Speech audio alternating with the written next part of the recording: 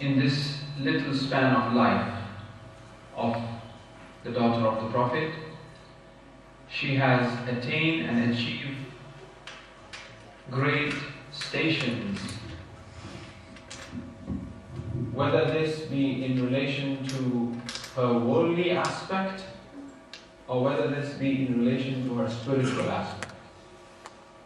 For example, when we look at from a very typical worldly aspect, we would find that she has fulfilled her responsibility as a daughter, as a mother, and as a wife, to an extent that where she had protected the Prophet, where she had protected her husband, where she had trained her children to be the best servers, to be the best individuals to walk on this earth.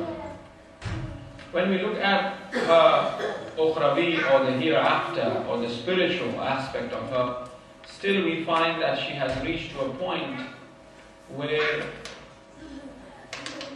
all of the unique ladies being created by Allah subhanahu wa ta'ala consider themselves to be lower to Fatima salamun alayha. For example, in the case of Hazrat Khadija, in the case of Hazrat Maryam, in the case of Hazrat Asiya, we find that they all have uttered and they all have mentioned that they are no closer to Hazrat Fatima Zahra salamun alayha. And to a point, as we mentioned earlier, that she was intensively visited by the Archangel Jibreel after the demise of the Prophet, in which the events till the Day of Judgment was unfolded to her. Now, I just wanted to take this example where she calls the 12th Imam at that painful moment where that burning door falls upon her, to that very ziyarat of her in which Allah subhanahu wa ta'ala says that Allah have tested her before even her birth. So now when the daughter of the Prophet calling Mahdi for help, what does that indicate? And at the same time, when Allah is saying that before she was born, He was tested. Being tested in the sense where she will fall fit in order to protect, in order to deliver Islam till the Day of Qiyamah. For example, this is just an example, in relation to our children. When we train them, when they grow in front of us to an age, not that they became teenagers, for example, to the age of 7 or 8, we kind of foresight their future in relation to how they will be. Whether they will have that stability, whether their shoulders are strong enough to support my family or not. Out of 4, maybe you might say that, okay, one of them has that insight to him, that he will be able to survive or he will be able to support. This is just an example. In the same manner, when God decided to create,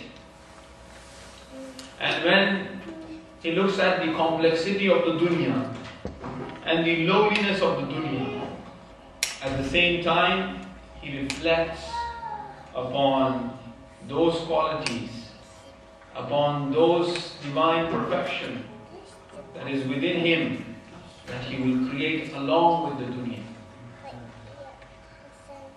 which have already passed, which have already accomplished high regards and high marks in the test. So in the same way as a father allows that child to go out in the dunya and not be trapped by the shaitan, because he has that certainty that this child will survive the test. this child will pass. And he will. So in the same manner, this understanding of this sentence where it says that Allah tested us, Muhammad wa Muhammad. Allahumma salli ala Muhammad wa alayhi Muhammad. Muhammad wa Muhammad. Allahumma salli ala Muhammad wa alayhi Muhammad. Another salawat for me, please. Allahumma salli ala Muhammad wa alayhi Muhammad. As we were saying that in the same manner when God created, He had already foreseen that there will be individuals who will be able to protect their deen, who will sacrifice everything what they have for the protection of the deen. And they will come to the aid of Allah subhanahu wa ta'ala. And that's what we see taking place in relation to, particularly to Hazrat Fatima Zahra Salaamullah alayha, where Jibreel comes with the news that this is what is going to happen to your son. But she happily agrees that if it is for the sake of deen, it's okay. She suffers one after the other, immense amount of hardship. While she was young, while still Prophet was propagating, and how she protected her, how she took care of the Prophet, to the extent that the Prophet calls her Abiha. She provided that love, she provided that protection. In the margin, keeping in mind where the Jannah lies in the feet of the mother, and the Prophet uttering that. So therefore, right from that childhood, she'd been in the forefront of protection of deen. And at the same time, with the same token, right before she died, also she is in the forefront of protection of deen. One of the greatest acts that she has shown in the end is that the protection of the wilayat of Ahl Bayt alayhi salam, where she came out, where she was injured because of that, in order to protect the wali, in order to protect the leadership, and leaves behind for all of us to really to take a lesson from, that the protection of leadership is the ultimate success of deen. The success of deen depends on wilayat. Deen will remain because of wilayat. And that's what we see even today. For example, if there is, whether that be leadership in that phenomenal sense, in that principle sense of leadership, Muslim or non-Muslim, just as a principle of leadership, just as a principle, speaking outside the context of deen. Leadership is the success. Whether that be in a dunyavi point of view, and obviously in the case of the ukhrawi point of view.